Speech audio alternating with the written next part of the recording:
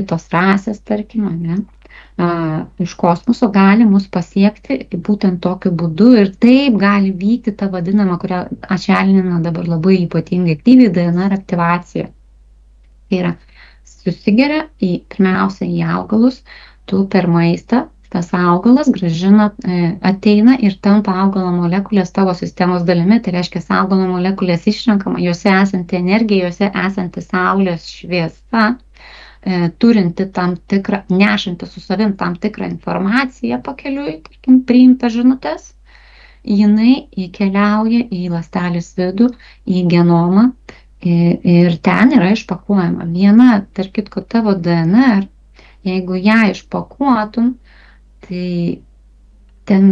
dabar aš galvoju, keliasdešimt kartų užtektų ištiesti per visą Saulės sistemą ir atgal. Tai yra iki kokio lygio yra informacinė apimtis ten viduj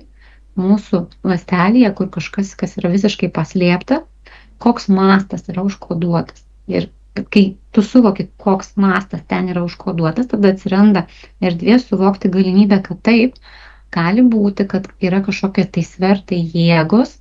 sąveika, per kurią galima aktyvinti tai, ko iki tol galbūt, kas iki tol buvo miegančioje būsenoje, ne?